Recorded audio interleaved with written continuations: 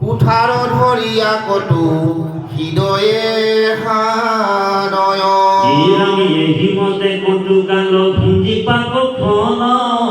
তেবে যাই স্বৰ্গ পাৱে পাতকী সকল যিবিলাক পশুক বধ কৰি মাংসৰ কাৰণে নিজৰ তৃষ্ণা দূৰ কৰিছে সেই পশুবিলাক বোলে ৰাস্তাত বোলে তেওঁ সেই জীৱনটো যেতিয়া যাব সেই পক্ষীবিলাক মুৰ্গী ছাগলী যিমান যি আছে যিবিলাকক বধ কৰিলে বোলে সেই পশুবিলাক বোলে ৰাস্তাত বোলে কুঠাৰ দাগ কটাৰী লৈ কিনি ৰৈ থাকিব অ হৰি অ ৰাম কাৰণ তইতো আমাৰ ৰাস্তাতে আহিব লাগিব সেইবিলাক তাত ৰেডি হৈ থাকে আৰু সেই জীৱটোক তেওঁলোকে টুকুৰা টুকুৰিকৈ কাটে তেওঁলোকে ফ্ৰাই কৰে সেই পক্ষী দেই আৰু তেওঁলোকে তেওঁক কি কৰে খাই তৃপ্তি লয় কাৰণ তই আমাক খাইছিলি ন হয়নে সেই তৃপ্তিটো তেওঁলোকে তাৰপিছত কি কৈছে অকণমান পাঠে যাওঁ ৰামে কেহু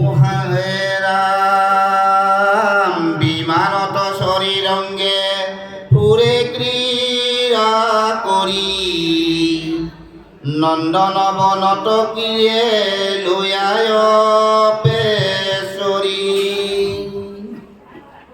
অশ্ৰু অশ্ৰদ্ধা অভূয়াতাৰ তৈতুনো গোচয় প্ৰতিদিনে দিব্য ভোগ অপাৰ ভোজয় তথাপিতো মনে তাৰ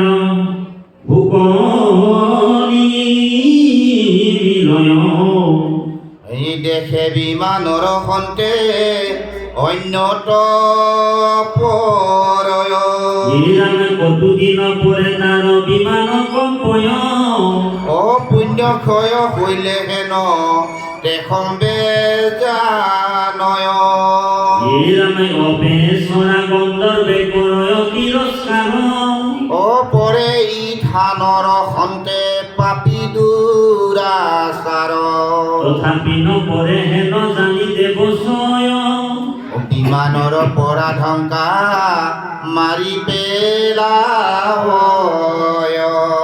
এতিয়া যজ্ঞৰ ফলত মানে তেওঁলোকে পুণ্য কৰি স্বৰ্গলৈ গুচি যায় ইমান শাস্তি খোৱাৰ পিছতো কিন্তু পুণ্যৰ ফলটো পাই যে স্বৰ্গ যজ্ঞ কৰিছিল সেই যজ্ঞৰ কাৰণে তেওঁক মানে স্বৰ্গলৈ যায় যোৱাৰ পিছত তাত ইন্দ্ৰৰ লগত একেলগে 5 ষ্টাৰ হোটেলত থাকিবলৈ সুবিধা পায় আৰু ভোগ কৰিবলৈ আৰম্ভ কৰি দিয়ে কাৰণ পুণ্যটো থকালৈকে তেওঁলোকে ভোগ কৰে আৰু ভোগ কৰাৰ পিছত যেতিয়া ভোগ কৰি যেতিয়া পুণ্যটো আদায় হৈ যায় পুণ্যটোতো শেষ হৈ যাব পুণ্যটো চিৰস্থায়ী নহয় আজি আপুনি মই যিটো পুণ্য কৰিছোঁ এই পুণ্যটো পুণ্য দুই প্ৰকাৰৰ এটা ক্ষয় পুণ্য আৰু এটা অক্ষয় পুণ্য আজি যিটো আপুনি মই পুণ্য কৰিছোঁ এইটো কি পুণ্য অক্ষয় পুণ্য দেই বাবু আজি যিটো আপুনি মই পুণ্য কৰিছোঁ এইটো অক্ষয় পুণ্য এই পুণ্যটোৰ কেতিয়াও ক্ষয় নাই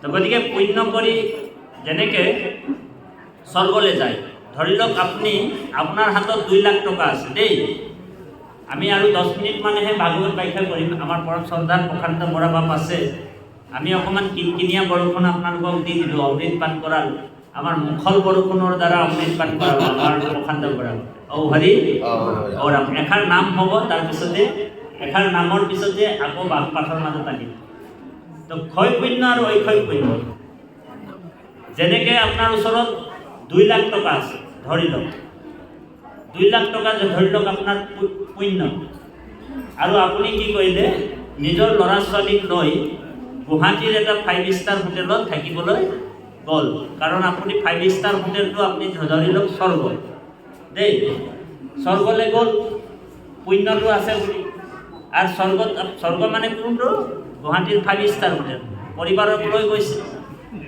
তাৰপিছত কি কৰিলে তাত ভোগ কৰিবলৈ আৰম্ভ কৰি দিলে আপোনাৰ ৱেটাৰক কৈছে এই গাখীৰ আন আমুক আন তামুক আন মাংস আন হয় নাই পূৰা ধুমধাম খাই লৈ খোৱাৰ পিছত আপোনাৰ লাহে লাহে 2 লাখ টকা শেষ হৈ গ'ল পুণ্যটো আপোনাৰ লাহে লাহে আদায় হৈ গ'ল তাৰপিছত যেতিয়া পুণ্যটো শেষ হৈ গ'ল 5 ষ্টাৰ মালিকটোৱে আপোনাক ৰাখিবনে? এদিন ৰাখিবনে? পুণ্যটো আদায় মানে 2 লাখ টকা শেষ হৈ গ'লে 5 ষ্টাৰ হোটেলে আপোনাক জবৰদস্তি কৰিলেও আপোনাক ৰাখিবনে? মইতো পিছত পইচা দিম বুলি ক'লেও 5 ষ্টাৰ হোটেলে আপোনাক নাৰাখে। ঠিক যজ্ঞ কৰি মানুহে যজ্ঞে দৃষ্টে স্বৰ্গগতিম পাৰ্থয়ন্তে ত্যক্তম ভুক্তম সৰ্বলোকম বিশালম ক্ষীণম পুণ্যম। যেতিয়া পুণ্য আদায় হয় দেৱ দেৱীসকল তাক গতা মাৰি কিনে দেই দেৱ দেৱীসকলে তাক গতা মাৰি কিনে আকৌ নৰকত পঠিয়াই দিয়ে। ঔ হৰি ঔ ৰাম।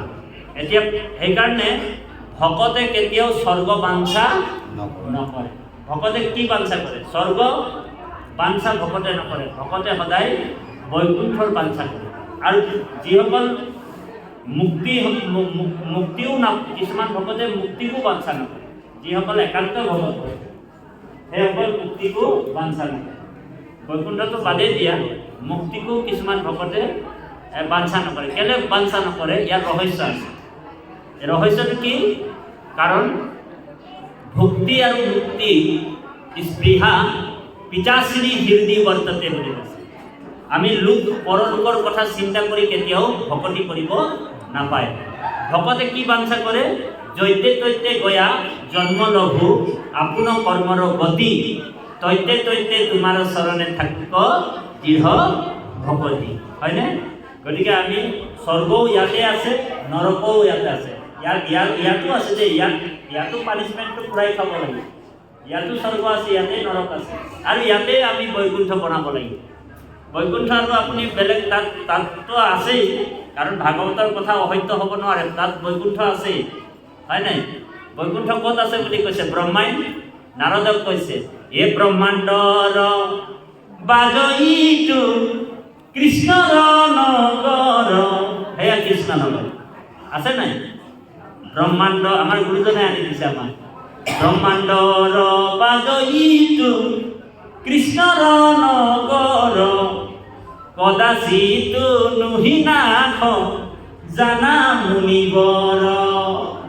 লে প্ৰপঞ্চ ভিতৰে নুহিকে হেন থান ভক্তৰ নিমিতে কৃষ্ণ কৰিছা নিৰ্মাণ। আপোনালোকৰ কাৰণে স্পেচিয়েলি ভগৱানে বনাই ৰাখিছে বৈকুণ্ঠ।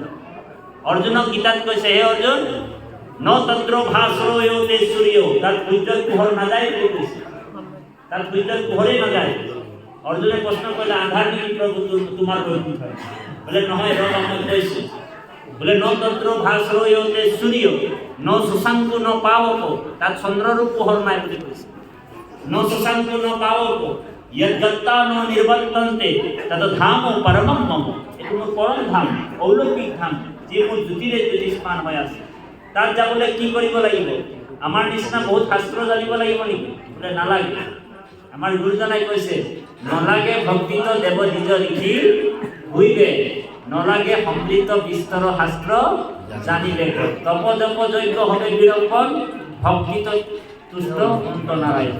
গতিকে আমি ভগৱন্তৰ নাম হৃদয়ত যদি ধৰিব পাৰোঁ, নবিধ ভক্তিৰ ভিতৰত শ্ৰেষ্ঠতৰ ভক্তি কি বুলি কৈছে? নবিধ ভক্তিৰ ভিতৰত শ্ৰেষ্ঠতৰ ভক্তি কি কৈছে? শ্ৰৱণম কীৰ্তনম বিষ্ণু স্মৰণম অৰ্জনম বন্দনম দাস্য হাইক্য আত্মনিবেদনম ইতি উমা সপিত বিষ্ণু ভক্তি চ নৱলক্ষণ। যদ্যপি ভগৱতী মাধৱৰ নৱবিধ শ্ৰৱণ কীৰ্তন তাত আদি শ্ৰেষ্ঠতৰ। গতিকে আমি শ্ৰৱণ কীৰ্তনৰ যোগেদি আমি ঈশ্বৰক লাভ কৰিব পাৰোঁ। গতিকে 1 মিনিট সময় আমাৰ হৰিৰ নাম বাপে ল'ব আৰু এই আসনলৈ আহিব। আমি গাড়ীৰ পিছফালে লিখা থাকে ন, আকৌ আহিম বুলি। আপোনালোকৰ মাজত আকৌ কেতিয়াবা জয় গুৰু কৃষ্ণ। আজিকালি লিখা নাথাকে। আমি আকৌ এবাৰ মুখানাম ধৰোঁ সকলোৱে। কৃষ্ণ কৰিব। হে ৰাম জয়, হৰি জয়, ৰাম কৃষ্ণ ৰাম